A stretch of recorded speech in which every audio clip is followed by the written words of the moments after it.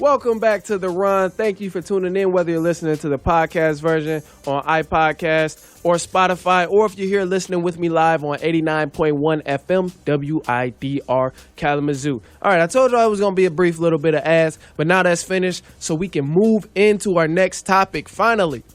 All right, so the topic is about football. It's about the Cleveland Browns, man.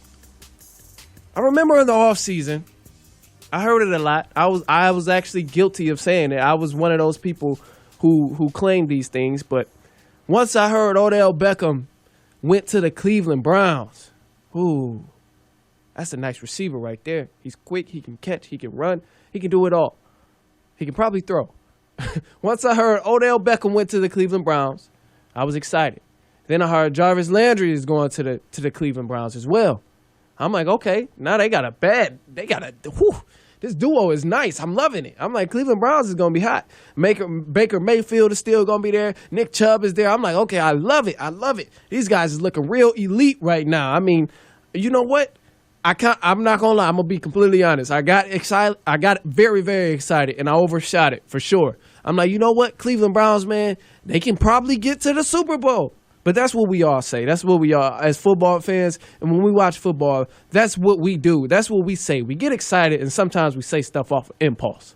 I mean, it happens. When your team scores a touchdown or they come back or they're up 21-zip, I'm going to even use it from my own past experience. When your team is up 28-3 in a Super Bowl, you absolutely never expect a miracle to happen and to shut all of that happiness down. You don't expect that. You're excited. Your team is winning. So, of course, you're going to be excited about it because your team is winning. But with the Cleveland Browns, they haven't looked as good as we've all thought. You got to be honest. Even if you are a Cleveland Browns fan, and I got mad respect for y'all because, shoot, the Cleveland Browns has been bad for a long time. Oh, my gosh. It's no secret. So I got a lot of respect for y'all that y'all been holding on to the team. Y'all welcome people to join the bandwagon. Y'all opened the door. Oh, y'all slowed the train down and all of that just for people to specifically jump on the bandwagon because y'all believe that y'all are going to win. And I honestly believe that you guys are going to win as well because the Cleveland Browns, personnel-wise, they are not bad. They look great on paper. But what I'm watching in the games, I'm not watching all this sweet stuff in the games. Yeah, Odell Beckham, he had some nice plays. I loved it. He had some great plays last week against the New York Jets. Some great plays. The sideline catch was amazing. He had a few big runs that was amazing. It looked fast, and he's exciting. He's one of the most he is the most exciting player to watch in football, especially when the team is cooperating and it's a great game. He's definitely an exciting player to watch in the game of football. So it's no way about it, and it's a great game. He had a great game. But what I'm not seeing from the Cleveland Browns is consistency. I know it's only week 2, and a lot of people forget that. So I'm definitely speaking from a perspective where I'm keeping this in mind, that it's only week 2 for the Cleveland Browns. Teams are supposed to start off rough and get better. That's how you want to do, because you never want to start off great, win the first 4 games of the season, and then that's all the wins you got. That's not where you want to go with that. So I would much rather start off rough, look bad, and then by week 14 or week whatever, or later on in the season, I would love to look good. And that's the thing with the Cleveland Browns. So I still have faith in them. I still believe that they can possibly get to a level and get to I want to say an agreement for now. I can't think of the exact word I'm looking for right now, but get to a team agreement where everybody is on the same page and they can pull off a football game and it not look like they made so many mistakes in the middle of a game. Because honestly, that's what it's come down to with the Cleveland Browns. They make a lot of mistakes in the games. And I mean, yeah, they can win the game like they did with the Jets. They ended up winning the game, but yet they did make a lot of mistakes. With the Titans in week 1, they lost, but they didn't look good.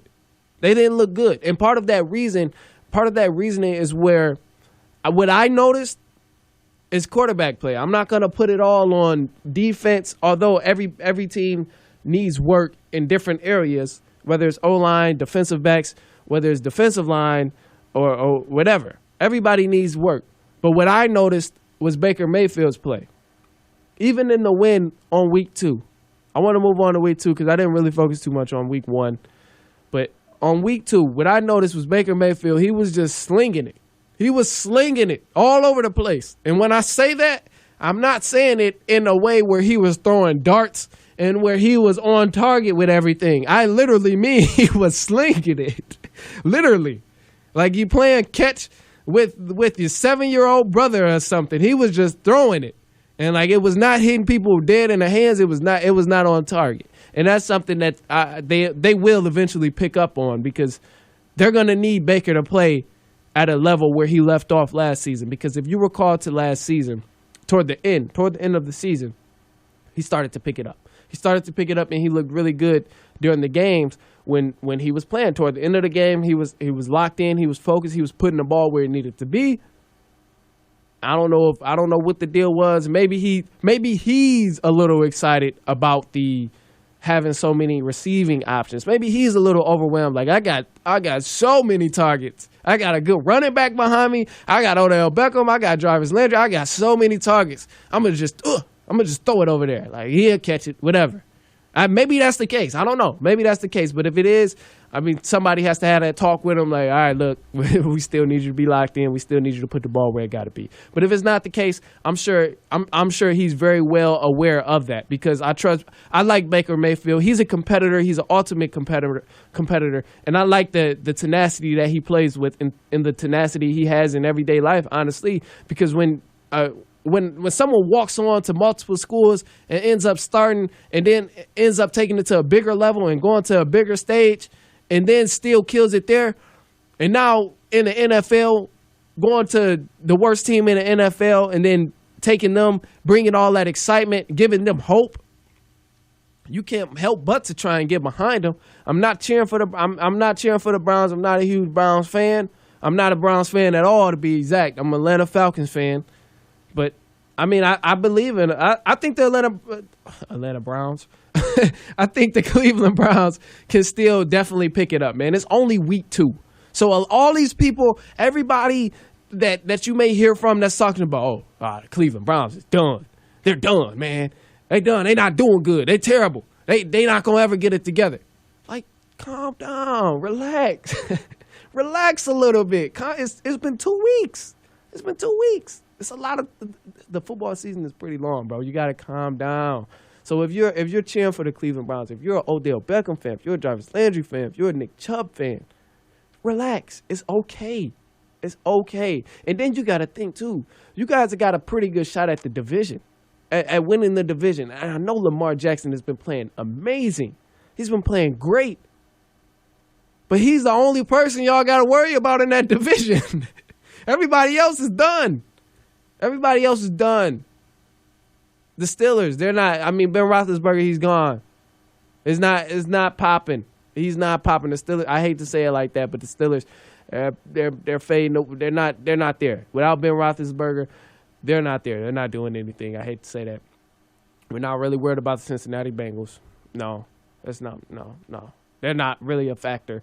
They haven't really been a factor within the last few years. Only team the Cleveland Browns have to worry about is the Baltimore Ravens. And once the Baltimore Ravens, I mean, whether they're doing great or whether they're doing average, it doesn't matter because those two teams are really the only teams that like stand a chance in that division. So, I mean, you have a fighting chance at that point already. You already have a fighting chance because there's only 2 of you guys. If there's 2 dominant people in the league, most likely those two people are going to face off. So the Cleveland Browns, you have a fighting chance. It's week 2. Just give your team a chance. Give your team a chance to develop and continue to improve throughout the course of the season. Like you can't expect them to be like the New England Patriots from week 1. With the Patriots, we see them come out week 1. They're disciplined. They're dominant. They're consistent. They do. I mean, they limit their mistakes. I'll say that. I won't say they don't make mistakes, but they limit their mistakes. Starting from week 1. That's the New England Patriots. Every football team in the league is not the New England Patriots. You might be pretty good or you might be damn good, but you damn sure ain't the New England Patriots at all because they don't have a Bill Belichick and they don't have a Robert Kraft. They don't have a Tom Brady. Those 3 is a triple threat. Nobody in the league is like them. Everybody has a different approach. Everybody is taking a different route than the New England Patriots. because the Patriots has solidified their greatness over the years. They've been doing it for the last, man, they've been ever since. We know how, I'm not gonna go too much on the Patriots. We know how good the Patriots are. We know how great the Patriots have been. But my point of bringing up the Patriots is that from week one, they're already good. They come out disciplined, but yet they still improve. So the same team, the same team that's there on week one for the New England Patriots, that's not them come week 11. Week 11, they're a different team. They've all improved. And you got to give the Cleveland Browns a chance. You got to at least give them a chance, man. Like, they got all these new players. They got new coaches, new office. They got so many new things that's been going on with the Cleveland Browns. And I get you guys are ready to win because you've been so patient. Been so patient. But just give them a chance. The Cleveland Browns, they're going to improve. I believe that they're going to improve, and I believe that they can still give teams a great run for their money because the talent they have there is tremendous. It's just, it's amazing. It's amazing. It's amazing.